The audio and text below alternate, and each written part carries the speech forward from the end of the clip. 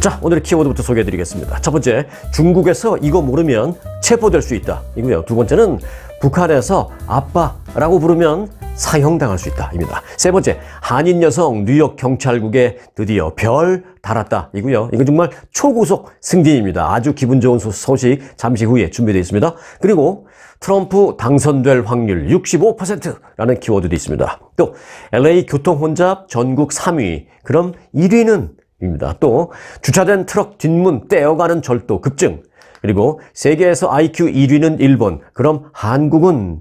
이라는 키워드도 준비되어 있습니다. 자, 바로 시작하겠습니다. 중국에서 이거 모르면 체포될 수 있다. 이제 중국 가실 일이 있는 사람들은 지금 반드시 알아 놓으셔야 되고요. 또 뭐 당장 중국 갈 일 없다 하더라도 중국이 지금 이런 상황이구나를 좀 알아놓으시는데 도움이 될 것 같아서 준비했습니다. 한국의 국정원이 발표한 내용인데요. 국가정보원은 다음 달부터 중국 당국의 그 전자기기 불신 검문 권한이 강화된다라고 밝혔습니다. 그러면서 한국 사람들에 대해서, 이제 뭐 한국 국정원이니까 한국 사람들에게 대해서 얘기하는 거지만 이건 꼭 한국 사람뿐만 아니라 뭐 미국에 사는 한인들 또는 미국 시민권자 다 해당이 됩니다. 중국에서 한국인만 대상으로 그러는 게 아니기 때문에 모든 해외에서 온 사람들은 다 해당이 됩니다. 중국에서 이 전자기기, 주로 그러니까 이제 뭐 그 핸드폰 같은 게 되겠죠. 주로 그 전자기기에 대한 불신 검문 권한이 강화된다고 합니다. 길거리 가다가 갑자기 중국 공안, 중국 공안이라는 것은 우리로 기준하면 이제 경찰이에요. 경찰, 중국 공안이 지나가다가 저 사람 좀 수상해 보여? 그러면 불신 검문할 수 있는 권한이 있는 겁니다. 그럼 거기에 응해 줘야 됩니다. 그러면서 휴대폰 좀 봅시다. 휴대폰의 내용을 싹 다 뒤질 수 있다는 것입니다. 그래서 여행자들은 왜냐하면 그 중국의 승인을 받지 않은 그 인터넷망을 이용해서 뭐 카카오톡 같은 것을 사용하는 것에 대해서 검열을 한다라는 것입니다. 그래서 주의를 당부했다라는 것입니다. 자, 한국의 국정원은 다음 달 1일부터 중국 공안기관은, 즉 중국 경찰은 내 외국인을 불문하고 불시에 신체검사, 소지품 검사, 그리고 심할 경우에는 핸드폰 내놓으라 그래가지고 카카오톡 등 이 휴대폰 내역 조사까지 실시할 수 있다. 그렇게 발표했습니다. 자, 국정원은 중국이 체류자나 방문자 등의 그 카카오톡의 채팅 기록을 비롯해서 이메일 내역이라든지 또는 찍은 사진의 기록 등등을 어찌 보면 좀 굉장히 민감한 개인정보잖아요. 이런 것들을 일방적으로 수집할 수 있는 권한을 경찰에게, 중국 공안에게 준 그런 법령을 통과시켰습니다. 이게 다음 달 1일부터 시작이에요. 그래서 마음에 안 들면, 뭔가 위반했다라는 것을 자체적으로 판단하면 벌금을 부과할 수 있고요. 심할 경우에는 체포해서 구금을 할 수 있는, 그래서 신체적, 경제적 불이익을 줄 수 있는 그런 가능성이 매우 커졌다라고 국정원이 발표를 했습니다. 국정원은 중국에서 그 허용하는 인터넷망 이외에 사설 VPN, 사설망을 이용하거나 중국 내에 사용이 금지되어 있는, 예를 들면 이제 뭐 페이스북, 뭐 인스타그램 이런 거 또는 뭐 카카오톡 같은 것을 공개적으로 그렇게 이용을 할 경우에 불신 검문 대상이 될 수도 있다라고 강조했습니다. 인터넷 통제 체제를 유지하고 있는 중국은요, 이 해외에서 인기 있는 그 다수의 SNS 접촉을 차단하고 있습니다. 그래서 이제 페이스북 같은 것도 하지 못하게 하고 있는 겁니다. 그래서 중국 내에서 승인받은 그 인터넷망을 이용하면 페이스북 같은 데 접촉이 안 되죠. 그러니까 해외에서 간 사람들은 그 중국에서 승인하는 그런 망 말고 다른 사설망을 이용해서 몰래 접촉하는 경우가 있으니까, 그래서 이런 걸 차단을 하기 위해서 이런다는 것입니다. 중국 공안이. 그래서 만일 그게 발견되면 바로 그 자리에서 체포해 간다는 것입니다. 자, 이 때문에 중국 출장이나 여행을 하는 외국인들은 그 사설 인터넷망을 이용해서 해당 서비스를 이용하는 경우가 많이 있고, 그래서 중국 당국이 이런 단속을 펼친다라는 것입니다. 자, 한편 그 국정원은요, 중국에서 그 불신 검문을 만에 하나 당한다면, 그 검문을 당했을 경우에 절대로 이 중국 공안과 언쟁을 하지 말라라고 그렇게 조언하고 있습니다. 언쟁을 벌이는 즉시 잘못한 게 없어도 잡혀갈 수 있다는 것입니다. 그러니까 웬만하면 그 검문하는데 기분 나빠도 좀 응해주고 해서 절대 중국에서 공안, 즉 경찰과 언쟁을 벌이지 말라라고 국정원이 그렇게 또 조언을 했습니다. 참고해 주시기 바라겠습니다. 우리 그 구독자분들이나 또는 구독자분들의 가족 중에 누가 뭐 일 때문에 중국에 뭐 비즈니스 차 갈 수도 있고요. 또는 중국에 사시는 분도 계실 수 있는데, 중국에 사시는 분들도 사실 해당되는 얘기입니다. 이게 중국의 그 법령이 내국인, 외국인 불문하고 이렇게 되어 있습니다. 그러니까 꼭 참고해 주시고 중국에 계신 분들 계시면 또 연락도 좀 해 주시기 바라겠습니다. 다음 키워드입니다. 북한에서 아빠라고 부르면 사형 당할 수도 있다랍니다. 요건 좀 제가 좀 과장을 한 거지만 과장이 아닐 수도 있습니다. 사실은 논리적으로는. 자, 북한에서 남한의 대중문화 유포자를 반동이라고 하잖아요. 그 반동이라는 이유로 공개 처형을 했다. 그리고 나는 직접 봤다라는 그런 탈북민의 증언이 나왔습니다. 북한에는 반동사상문화 배격법, 그러니까 반동사상문화라는 거죠. 우리가 줄여서 이제 뭐 반동하죠. 옛날에는 뭐 반동분자예요. 뭐 이런 얘기 하죠. 그 반동. 그래서 반동스러운 사상을 갖고 있는 문화, 그걸 배격하는 법안이라는 게 있습니다. 북한에. 그래서 이걸 그 공식 명칭으로는 반동사상문화 배격법. 좀 뭐 깁니다만은 그런 게 있습니다. 이게 있는데 이제 이에 대해서 최고형이 뭐냐? 사형입니다. 최고 사형에 처하는 그 근거를 그 안에 최근에 집어넣었다라는 것입니다. 그 반동 배격 법안에 실제로 그래서 사형이 집행됐다는 증언까지도 이 탈북민을 통해서 나왔습니다. 작년에 탈북했다는 한 여성은요, 북한에서 본 그 정신교육 영상에 관련된 얘기를 해줬는데 그 영상을 떠올리면서 이렇게 말했습니다. 그 정신교육을 시킨다면서 북한에 있을 때 그 당에서 나와서 이제 영상을 보여줬는데 영상 속에 나오는 그 해설자가 말하기를 그 영상 속에서 나오는 해설 내용이죠.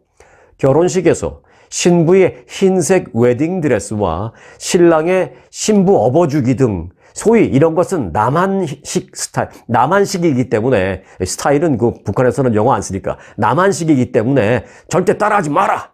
따라하면 반동부자다. 라고 그런 내용의 해설이 나왔다는 것입니다. 영상 속에서. 그리고 이제 그 밖에 어떤 내용이 있느냐라고 물어봤더니 또 이 탈북민 녀석은 뭐라 그랬냐면 그 밖에 선글라스를 끼고 다니는 거, 또 와인을 마시는 것까지는 괜찮은데 와인잔으로 와인 마시기, 요거는 못 봐주겠다는 것이죠. 요것도 부르주아 사상이 들어갔어요. 반동이에요. 뭐 이러면서 안 된다는 거죠. 와인을 그냥 먹으면 어디다 먹어야 되지? 물잔에 먹어야 되나? 여하튼 와인잔으로 이렇게 멋지게 와인 마시 이것도 안 되고 선글라스 끼고 다니지 말고 또 여러 개의 장신구를 뭐 반지 하나 정도 괜찮지만 여러 개 장신구를 동시에 착용하기도 하는 것들 모두 반동이에요. 라고 그렇게 영상 속에서 나왔다라고 증언을 했습니다. 참고로 그 북한 결혼식 얘기를 해드리면 북한의 결혼식에서요 신랑은 양복을 입습니다. 하지만 신부는 웨딩드레스 대신에 한복을 입습니다. 북한에서 그 흰색 웨딩드레스는 반동으로 치부된다라고 합니다. 자, 이제 한편 일각에서는요 이런 얘기도 있어요.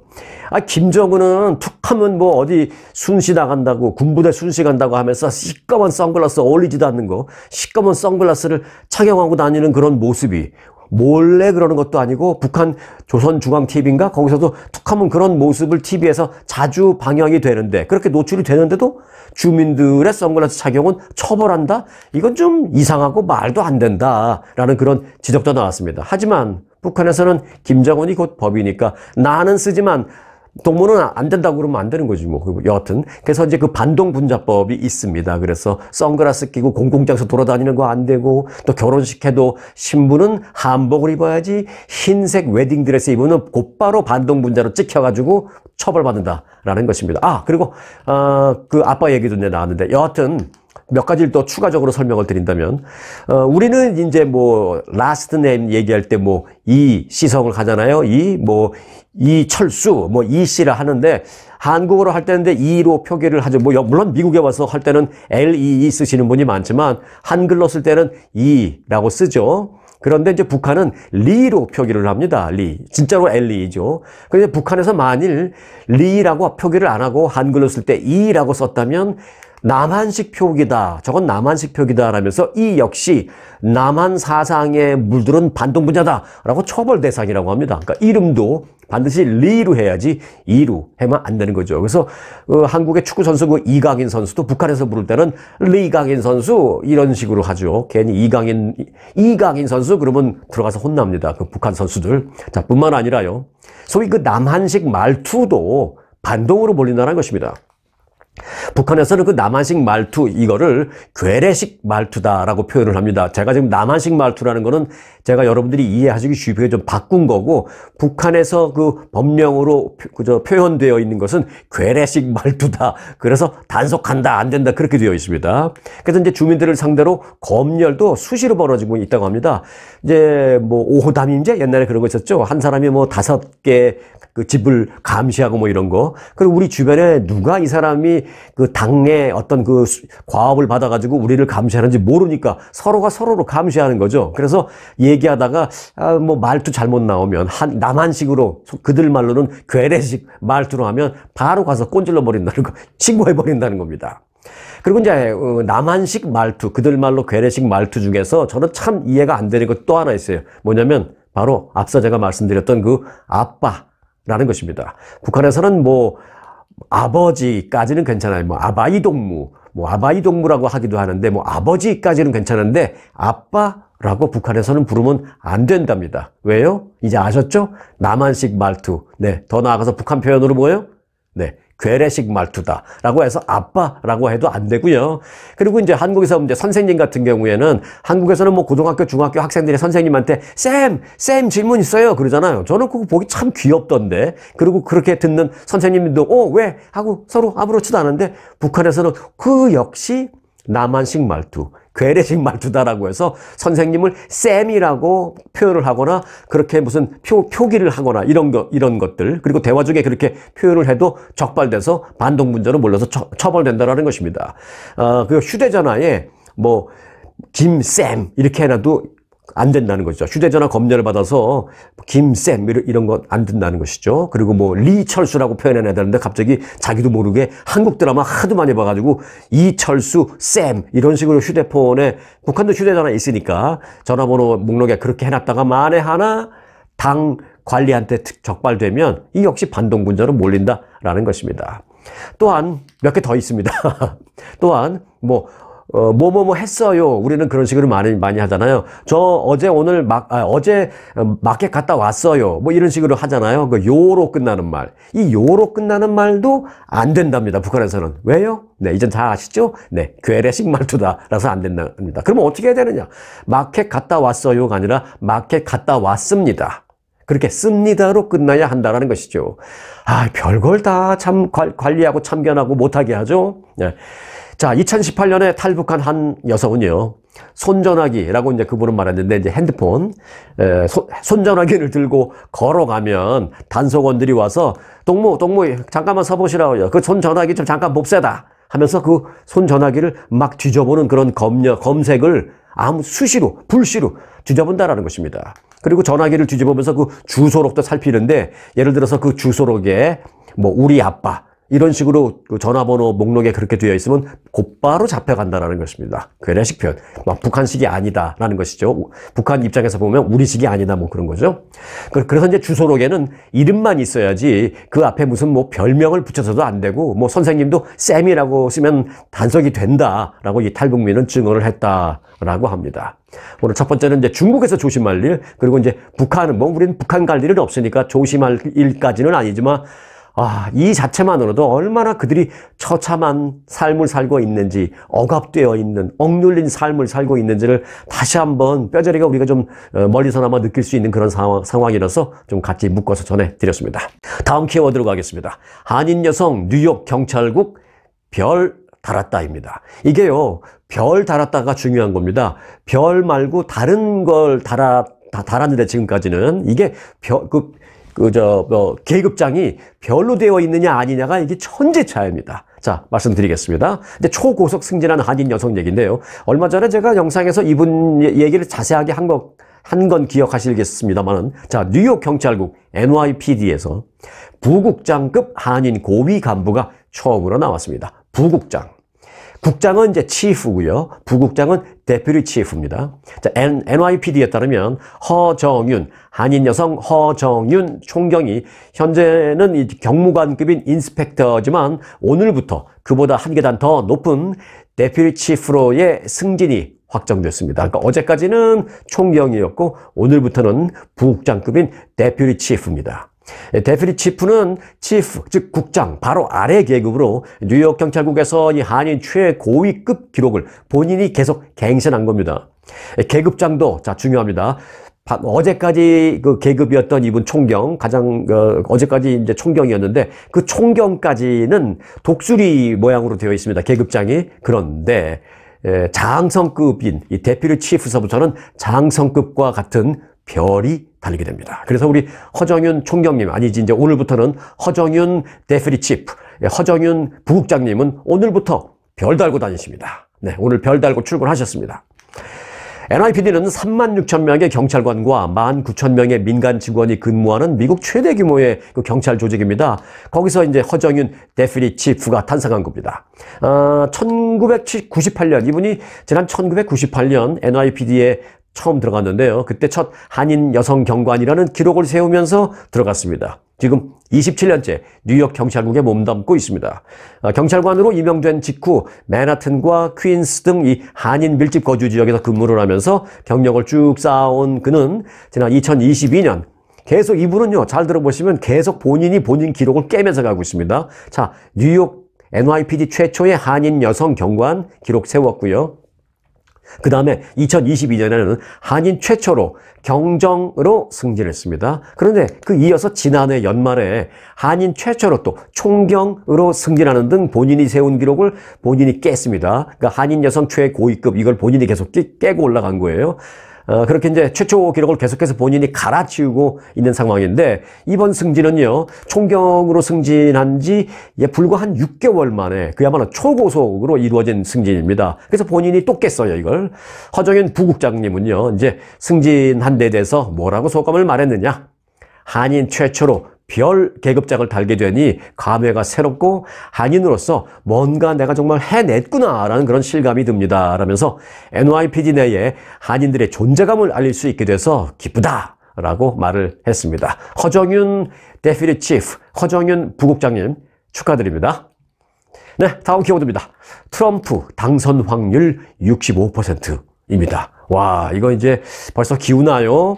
자, 일단 이게 누가 한 얘기냐면 그 통계학자가 한 얘기입니다. 미국의 유명 통계학자이자 또 정치 분석가인 네이트 실버라는 사람이 올해 대선에서 트럼프 전 대통령이 승리할 확률을 65.7%로 예측했습니다. 네이트 실버는 트럼프 전 대통령이 이번 대선에서 이기는 데 필요한 그 선거인단의 과반인 270명을 확보할 확률을 65.7%로 제시했습니다. 이 4만 건의, 그러니까 본인이 무슨 연필 놓고 계산한 게 아니에요. 4만 건의 그 시뮬레이션을 돌려서 그 시뮬레이션을 기반으로 한 그 네이트 실버의 대선 예측 모델입니다. 여기에서 이 바이든 대통령이 승리할 확률은 그런데 트럼프에게는 한 절반밖에 안 되는 33.7%에 그쳤습니다.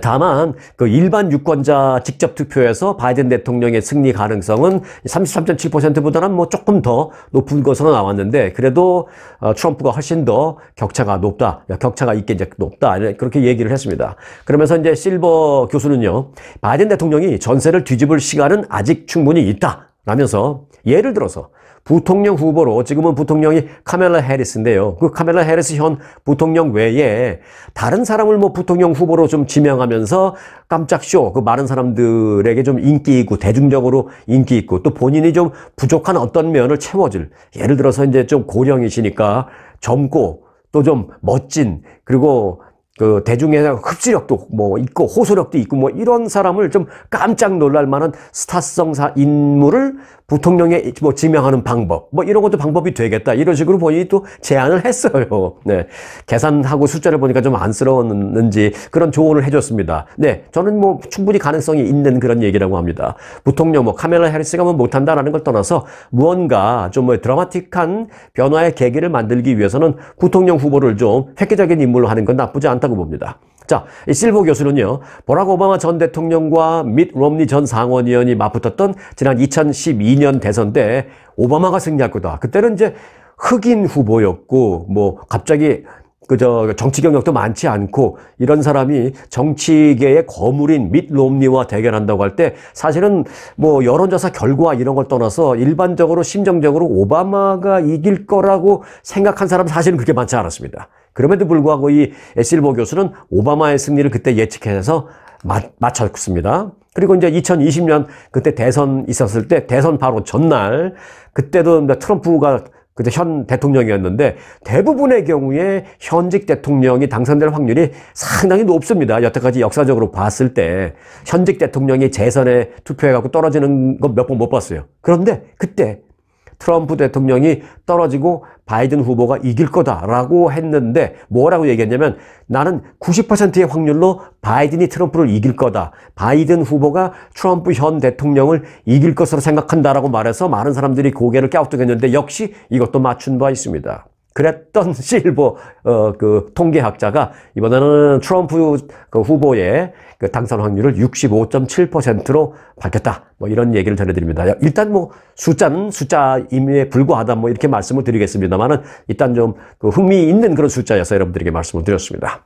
다음 키워드입니다. LA 교통 혼잡 전국 3위. 그럼 1위는? 입니다. 네, 교통체증으로 악명 높은 LA 지역이 지난해 전국에서 세 번째로 교통 혼잡이 극심했던 도시로 집계됐습니다. LA 운전자들은 연간 그 차 안에서요 89시간을 낭비하고 있는 것으로 나타났습니다. 뭐 89시간을 운전한다는 게 아니라 이렇게 교통이 혼잡스럽지 않고 바로바로 출근하고 바로바로 퇴근할 수 있는 그런 원활한 상황이었다면 요만큼을 차 안에서 운전하고 있을 텐데 교통이 혼잡하기 때문에 더 차 안에서 있는 그런 시간이 1년에 89시간 이상 된다는 것입니다. 자, 교통분석업체가 공개한 2023년 교통현황 보고서에 따르면 LA는 전국에서 세 번째 그리고 전 세계로 본다면 7번째로 교통이 혼잡한 도시로 나타났습니다.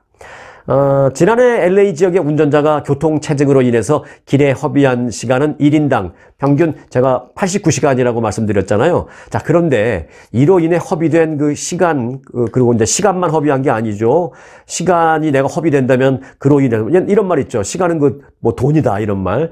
그리고 이제 그 시간이 뭐 그냥 있는 것도 아니잖아요. 자동차는 계속 뭐 쓸 거 아니에요. 연료를 쓸 거 아니에요. 그러니까 그 시간과 뭐 연료, 뭐 이런 것을 돈으로 환산을 하면 뭐 어떻게 환산했는지는 모르겠지만 또 사람마다 이건 또 다 다르겠지만 평균을 내봤겠죠. 돈으로 환산한다면 1인당 LA 지역의 운전자들은 연평균 1,550달러를 더 추가로 낭비하는 것으로 나타났다는 것입니다. 교통이 원활했으면 1,550달러 더 안 써도 되는데 그렇다는 것입니다.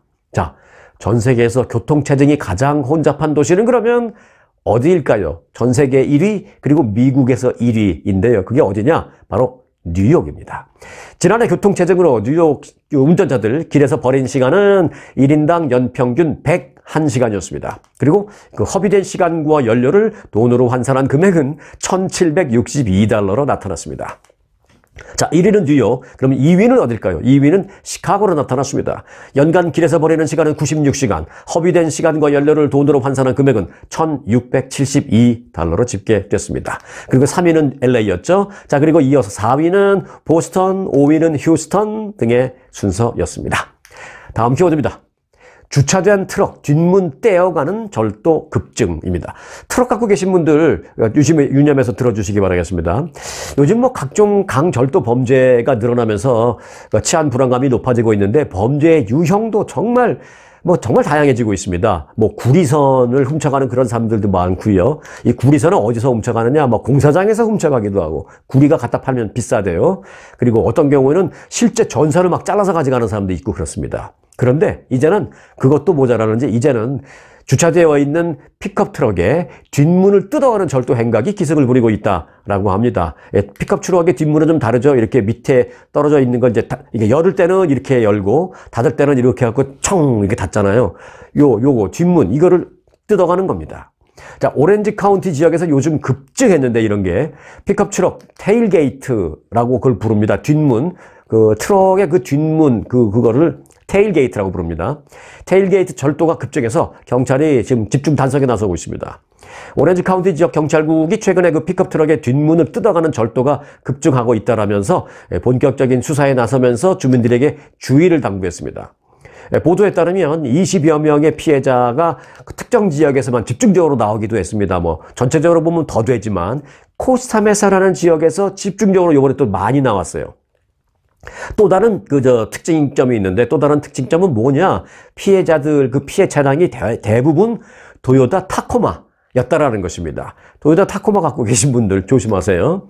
그래서 이제 도요타 타코마의 그 트럭 뒷문을 그렇게 뜯어가는데, 그래서 이제 피해를 입은 사람은 결국은 어떻게 해요? 다시 뒷문 사다가 껴야 되잖아요. 그런데 그게 보통 비싼 게 아니에요. 그 뒷문 하나에 $4,000라고 합니다. 다시 갖다 붙이려면. 그래서 피해자들이 아주 땅을 치고 있다고 하는데, 그래서 경찰에서는 지난 5월 일단 2명의 용의자가 트럭 뒷문을 훔쳐서 자신들의 혼다 차량에 싣는 그런 CCTV 영상을 확보해서 체포했습니다.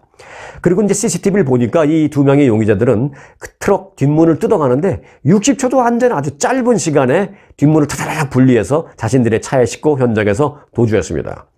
경찰은 인근 지역의 도요타 타코마 소유자들에게, 또는 뭐 인근 지역이 아니더라도 저 미 전국에서 이게 이제 어떤 범죄의 유형이라는 것은 어떤 특정 지역에서 한 번 이렇게 집중적으로 발생하면, 요즘은 SNS 많이 하잖아요. 이 범죄자들이 또 젊은 친구들, 이런 친구들 그들은 또 SNS 더 합니다. 또 불안하니까 자신들이 한 범죄에 대해서 뉴스에 뭐라고 나오나 이런 거 보려고 또 SNS 더 많이 해요. 서로 주거니 받거니. 그래서 이 SNS로 요런 거 했다 알려주면 이게 또 순식간에 퍼집니다. 그러니까 미 전국 어느 지역에 또 이런 범죄가 급속히 퍼져서 그쪽에서도 이런 범죄가 늘어날 수도 있으니까 조심하시기 바라는데, 경찰이 뭐라고 그랬냐면, 그래서 도요타 타코마 또는 일반적인 트럭의 경우에 가능하면 차고에 주차할 것, 또는 차고가 없을 경우에는 가능하면 집하고 가까운 곳에 차를 주차할 것을 당부한다, 이렇게 말하고 있습니다. 다음 키워드입니다. 세계에서 IQ 1위는 일본, 그럼 한국은? 입니다. 세계에서 IQ가 가장 높은 나라는 일본으로 나타났습니다. 흥미로운 점은요, 그런데 이 IQ 상위 국가 대부분은 아시아 국가인 것으로 조사가 됐습니다. 또한 한국인의 평균 IQ는 세계에서 5위, 5번째로 높은 것으로 나타났습니다. 일본인과 대만인의 평균 IQ가 한국인들보다는 아주 조금 높았습니다. 뭐 수치는 수치일 뿐, 뭐 절대적인 평가라고 보기는 어렵습니다만은, 일단 그 핀란드의 지능 테스트 기관이 세계 109개 나라의 국민들을 상대로 IQ 테스트를 한 결과 그걸 분석했는데, 이제 그 2024년 세계에서 가장 지적인 국가 순위라는 보고서를 발표했습니다. 여기에서 이제 일본이 평균 IQ 112.3을 했습니다. 112.3 1등 했고요. 이어서 헝가리가 111.28, 그리고 대만이 111.20, 그리고 이탈리아가 110.82 순이었습니다. 한국은 이탈리아하고 뭐 얼마 차이 안 나요. 한국은 110.80, 그리고 사실 1등인 일본과도 뭐 한 2 정도밖에 차이 안 나죠. 그쪽은 한 112, 한국은 110. 사실 110도 굉장히 높은 겁니다, 이게. 그래서 이제 5위에 올랐습니다. 주요 국가를 볼까요? 독일은 23위 했는데 105.23, 영국은 66위, 97.63. 이제 두 자리로 내려오죠. 보세요. 두 자리도 많습니다. 근데 그 두 자리 사람들이라고 해서 머리가 나쁘거나 이렇게 말할 수는 없어요. 영국이 97.63이라고 말씀드렸죠. 영국이 산업혁명 이후에 사실은 전 세계의 모든 트렌드를 거의 좌지우지할 정도인데 97.63밖에 안 됩니다. 그러니까 세 자리 숫자, 특히 한국의 110, 이거 굉장히 높은 겁니다. 자, 미국 볼까요? 미국은 77위, 96.57. 영국하고 뭐 비슷하죠. 자, 모잠비크가 꼴등했네요. 평균 IQ가 90.06으로 최하위인 109위를 기록했습니다. 90.06도 뭐 전혀 공부하는데, 살아가는데, 또는 본인이 원하는 어떤 성취를 이루는데 전혀 지장 없는 IQ입니다, 이게. 90도. 자, 한국의 평균 IQ가 일본 평균보다 조금 낮게 나왔다고 해서 드리는 말씀이 아니고요. 이건 정말 숫자에 불과한 겁니다. 사실 사회적 성공이라든지 특정 학문에서의 성공적인 성취 등을 이루어내는 데 있어서 이 IQ가 반드시 높아야 하는 것 중요하지 않습니다. 그것보다는 요즘에는요, 융합이라고 해서 내가 알고 있는 지식과 또는 세상 전반적인 어떤 상황 등등을 효율성 있게 잘 잘 조화시켜서 이 세상을 이해하는 그런 능력, 그런 게 훨씬 중요하다고 합니다. 전에는 EQ라고도 했는데요. 이제는 IQ, EQ, 꼭 한 가지만 말하는 게 아니라 IQ에 EQ를 더해서 또는 그 플러스 알파 주변 상황을 좀 더 조화롭게 융합해서 이해하는 그런 전반적인 사고 능력, 이런 것이 훨씬 중요하다. 전반적인 이해 능력, 이런 것이 훨씬 중요하다라고 생각하는 그런 추세입니다. 저는 강력하게 동의합니다, 여기에. 실제로 이제 무언가를 성취한 사람들의 그 특징이기도 합니다. 그런 것이 전반적으로 융합해서 판단하고 이해하는 그런 능력들이 대부분 성취한 사람들 그런 걸 잘합니다. 또 그 성공, 성취라는 것도요, 분야별로 또 워낙 다양하잖아요. 그러니까 방금 전에 제가 말씀드린 그런 것도 꼭 모든 분야에 다 맞는 것도 아닙니다. 융합 잘해야 된다 이런 것도. 예를 들어서 수학 연구자가 되려는 사람, 그 사람은 사실은 수치에 대한 어떤 뛰어난 재능이 있으면 되죠. 전반적인 세상 돌아가는 걸 꼭 이해하고 그럴 필요는 없죠. 예를 들어 그렇게 이제 수학 연구자가 되려는 사람 다를 수 있고, 판사 변호사가 되려는 사람의 필요한 능력이 다를 수 있고, 또 프로 야구 선수가 되려는 사람에게 필요한 능력이 다를 수 있고, 또 언론인이 되려는 사람, 또 사업가가 되려는 사람 등등등 모든 분야에서 성공하기 위한 어떤 필요한 점은 다 다르다라고 저는 생각합니다. 그게 이제 IQ 숫자만 조금 높고 조금 낮다라고 해서 성패를 예단할 수는 없는 그런 것이다라고 저는 강력하게 생각합니다. 그래도 이 한국인의 평균 IQ가 일본, 대만보다는 아주 조금 낮지만, 그렇지만 이제 세계 5위라고 하니 기분이 나쁘지는 않는 그런 수치가 나왔습니다. 근데 이제 지금 IQ, EQ가 아니라 우리, 저부터도 그래요. 옛날 20대, 30대처럼 그렇게 막 머리가 총명하고 클리어하고 분명히 그렇지 않죠. 다들 그걸 느끼실 겁니다. 그러니까 지금 우리가 IQ 얘기할 때가 아닌 것 같아요. 깜빡 까먹어서 그게 문제인데 지금 IQ 얘기할 때가 아닌 것 같다라는 그런 생각이 드는데, 여러분들도 그러신가요? 저도 그렇고 많은 사람들이 그러니까 다 그렇구나 라고 생각하고 절대로 우울해하지 마시고 편안하게 깜빡깜빡 하시기 바라겠습니다. 아무튼 이 재미로 보는 IQ 순위를 여러분들에게 전해드리면서 오늘 영상을 마무리하겠습니다. 스토리가 있는 스토리 뉴스 마칩니다. 전문적인 리서치와 차별화된 접근 방법, 이경희 이민법 변호사, 투자이민의 EB5의 풍부한 경험에 이경희 변호사와 체계화된 멘토 시스템으로 철저히 교육받은 직원들이 여러분의 이민법 케이스를 도와드립니다. 이경희 변호사 사무실은 한 번 맡은 케이스는 끝까지 책임집니다.